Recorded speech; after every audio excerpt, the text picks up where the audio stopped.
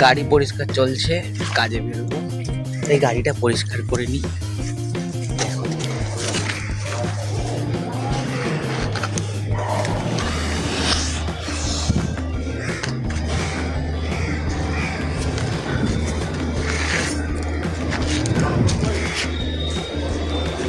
আর কোথায় গাড়িটা থাকে, দেখো এখানে কত গাড়ি থাকে, রাত্রিবেলা এই জায়গাটা ভরে যায়।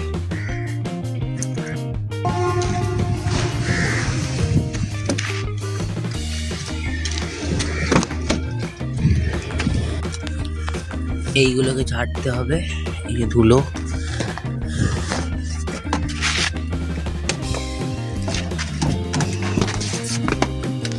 ছেড়ে আবার পেতে দিলাম, সিটটা পরিষ্কারই আছে।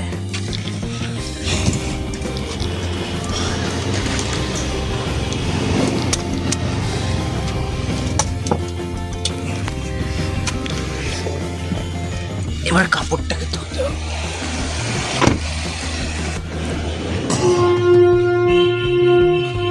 ব্রাশ দিয়ে পরিষ্কার হয়, জলগুলো কেনা যায়, জলগুলো কিনে ওকে পরিষ্কার করে ওকে একটা জলের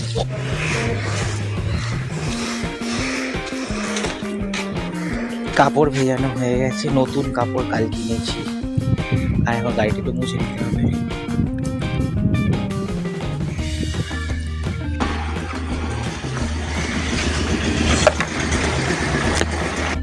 তো আমি এখন বেরিয়ে যাচ্ছি কাজেতে। আর এই যে মানে আমাদের একটা হচ্ছে বেরোনোর রাস্তা, সাতকড়া মাঠের পাশ দিয়ে বেরোবো। আর রেলগেটটা টপকাতেই হবে, রেলগেট ছাড়া আমাদের উপায় নেই।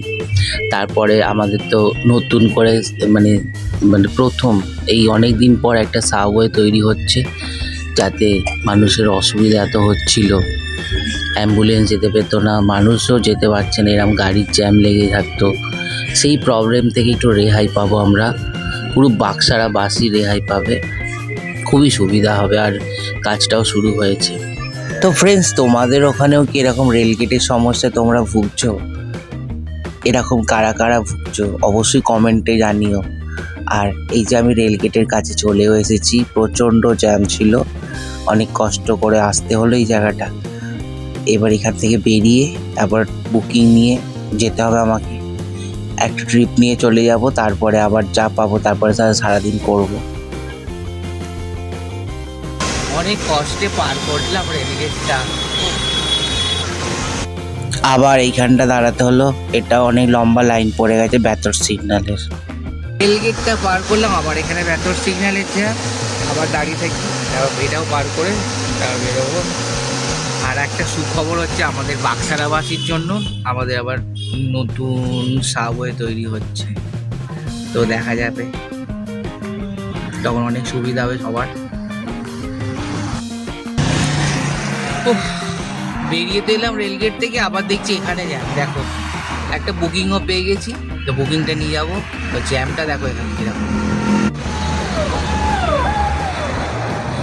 এদিকে ফাঁকা, এদিকটা জ্যাম।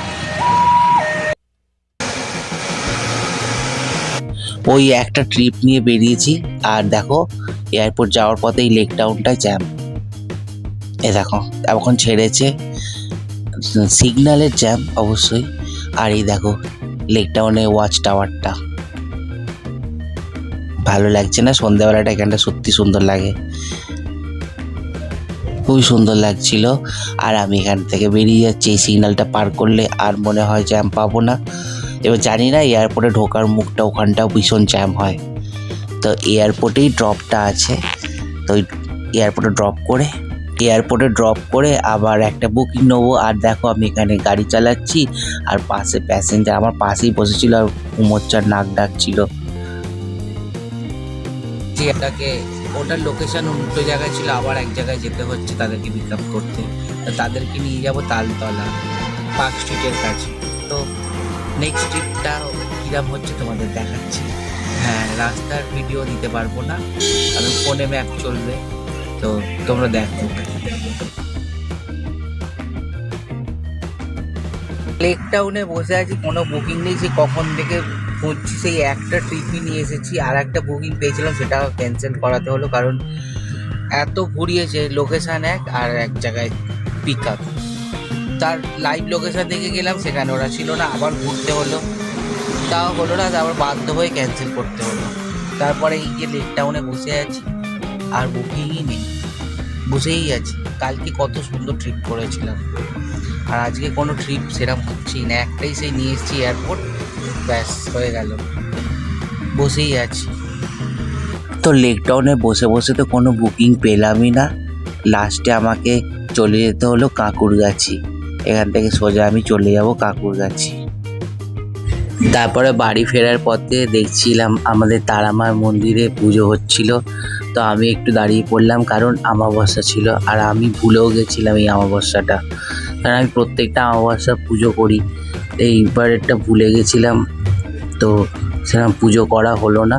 আর এটা হচ্ছে আমাদের কলা বাগানে তারা মায়ের মন্দির। দেখো কত সুন্দর লাগছে মাকে। গুরু বাবা আমাদের মা তারা বলে বাবা আছে। আর এখানটা আমি একটু দাঁড়িয়ে ভিডিও করে নিলাম, খুবই সুন্দর লাগছে। আর এখানে হোমটা হচ্ছিল, আর অনেক রাত্রির হয়ে যাচ্ছিল। আমি দাঁড়িয়েছিলাম প্রায় 1টা বাজে, তখন দাঁড়িয়ে আছি, ভিডিও করছিলাম। আমি ভাবছিলাম যে মায়ের চরণামৃত্যুটা খেয়েই যাব, কিন্তু হলো না। ওটা সব সময় পাওয়া যায় না, কারণ যখনই আমি দেখেছি যখনই উপোস করি তখনই ওই চরণামৃত্যুটা পাওয়া যায়, না হলে এমনি সময় পাওয়া যায় না। আর তারপর এবার আমি বাড়ি চলে যাচ্ছি, কারণ এই মায়ের পুজো হতে এখন মানে হোম হতে এখন অনেক টাইম লাগবে, আর চরণামৃত্যু পাবো না। তো বন্ধুরা, যদি ভিডিওটা ভালো লেগে থাকে অবশ্যই লাইক কমেন্ট শেয়ার করো। তোমরা ভালো থেকো, সুস্থ থেকো, টাটা।